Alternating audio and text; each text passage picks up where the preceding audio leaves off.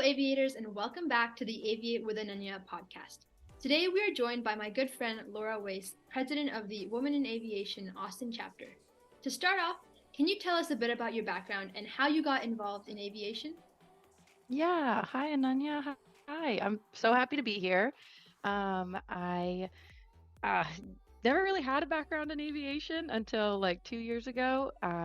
I was living in Denver, Colorado as a consultant, and I was traveling every week. This was, I guess, before COVID, so 3 years ago.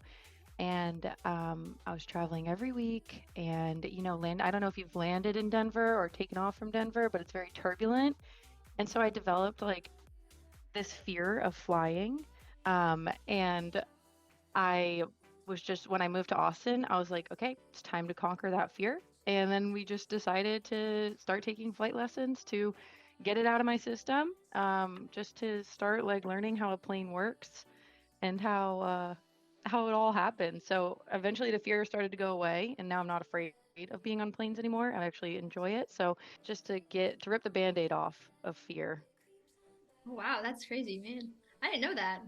Yeah. Started. So, Laura and I met first at the Girls in Aviation Day when I spoke to her about joining Women in Aviation, and she was such a help.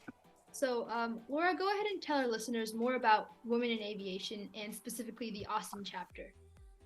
Yeah, so the Austin chapter is relatively new, but Women in Aviation International is not. And so it's a nonprofit that has been around, I don't know how long, I want to say 10 years. I got to check that, unless you know. Got to fact check that one. But it's a great nonprofit organization where you get to have chapters in your local area, and just it's really just a group of aviation enthusiasts, pilots, mechanics, military. It's really just those who are interested in aviation, and it's a great way to network, have a safe place to go for women, and feel supported. It's a great way to make friends in your area, because I feel like we all have very similar personalities, so it's just a great way to meet each other. And so it's bigger than just the chapter. So then there's Women in Aviation International conferences, and it's just something to be a part of, and it's a well organized, well run machine at the international level. And so each chapter, yeah, is figuring it out as they go. Some are bigger than others. We're a very small chapter here in Austin. Yeah, well, I heard about you from the Women in Aviation International website, and I clicked on it and I saw all that y'all have done. And right away, I saw your email and your information, and I contacted Laura. I was like, "Hey, Laura, I really want to be part of this. When can we meet?" And the first time we met was actually in the Girls in Aviation Day event. So tell us a bit more about that event, because I think it's a fabulous way to expose young children to aviation, and y'all did a great job hosting it last year.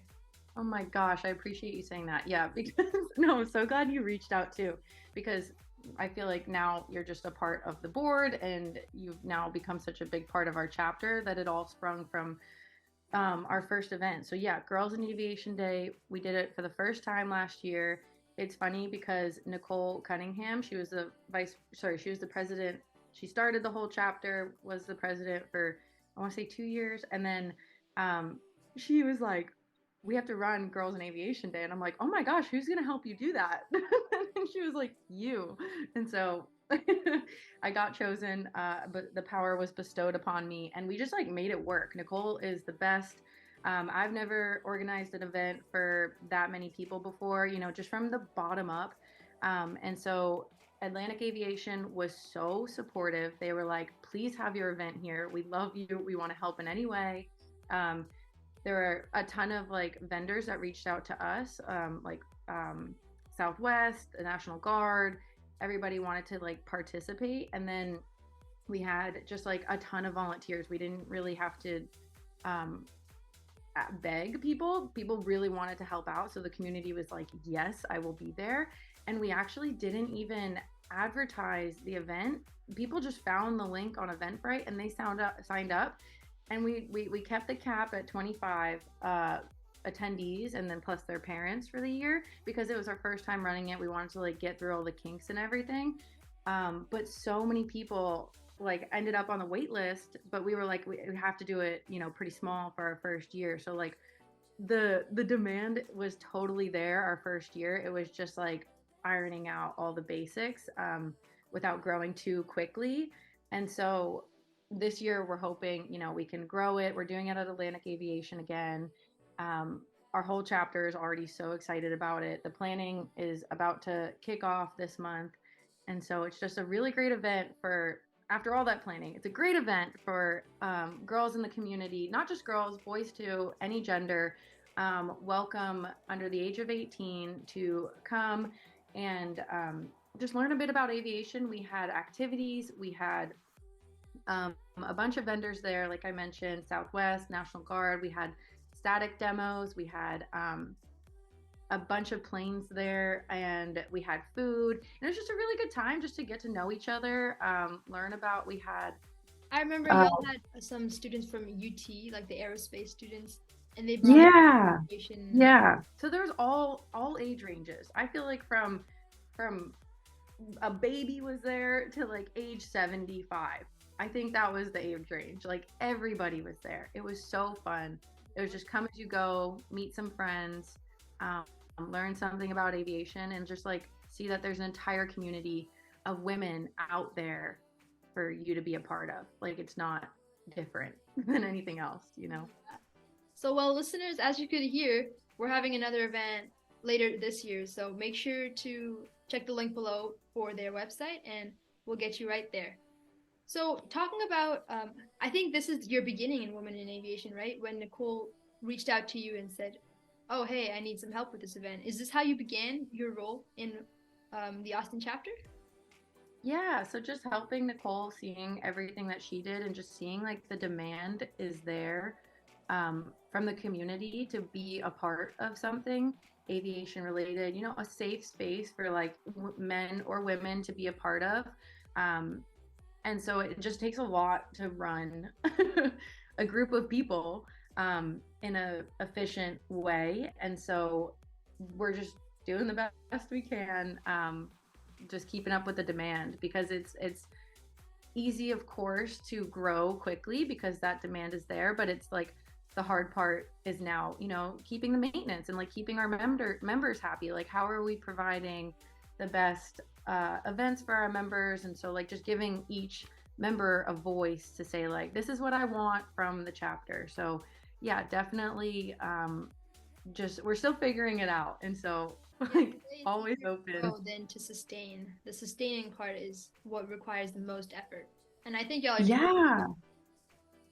Thank you. Yeah, always open to feedback, always open to like anybody who wants to be a part.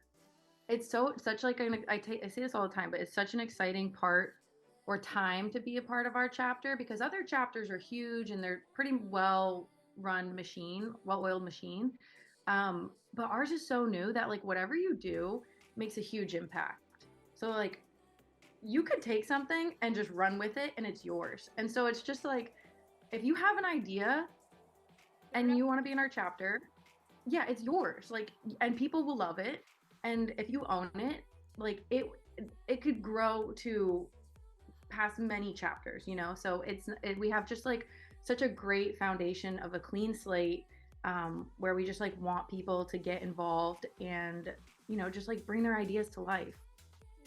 Yeah, I can clearly see how passionate you are about this through our talks, and I love having this conversation with you.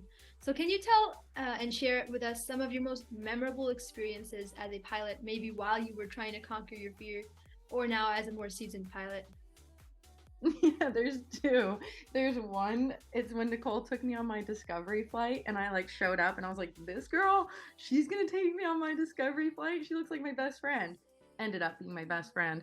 And so she was just like so funny, and I was white knuckling the whole time, like just hanging on for dear life. I wasn't breathing. There was like a Southwest plane just like crossing right in front of us, and she's just talking. She's like, how do you like Austin? How'd you move here? And I'm like not breathing. So that was definitely that was number one. And then two, I got to fly from Florida to Texas in a Cessna, because my partner at the time had to go pick up a plane and bring it back to Texas. So I got to do that flight. So I've knocked off like my cross country, my night flying, because he was a flight instructor. And so I got most of my training done in that one flight. And it was just so beautiful on the coast from Florida to Texas. That Gulf Coast was just unreal. And I was like, I need to just be able to do this by myself. It's so beautiful. I feel like there's a sort of peace that follows you when you're on that kind of trip. Oh my gosh, yeah, because I mean, you're just like cruising and you're just, it's beautiful. The sun is setting, you know, there's like half ocean, half marshland, and you're just going slow and you're just like forced to enjoy what you're looking at in that present moment. Like you can't, there's nowhere else to be, you know? No, it's so funny that you were talking about Florida and the marshlands and your discovery flight. I actually had my first discovery flight, my discovery flight in Florida as well. Oh my God. Like kind of marshland type thing. We were in Florida on vacation, and I was like, I really want to try flying a plane. This was last summer. So I got on there with this fabulous pilot. We had our flight, and I was looking down at the marshlands, and I was like, oh, this is nice. And she was like, well, you better hope we don't crash because these marshlands are alligator infested. And I was like, thank you for that.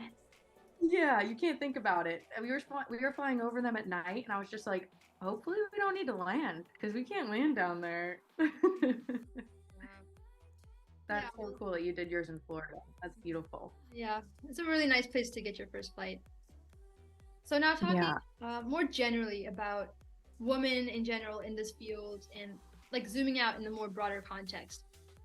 What do you hope to see in the future for, first of all, this Women in Aviation chapter, along with just women in general who are interested in aviation? I think just like women in aviation in general, I mean, it's just like women are killing it. They are just, yeah.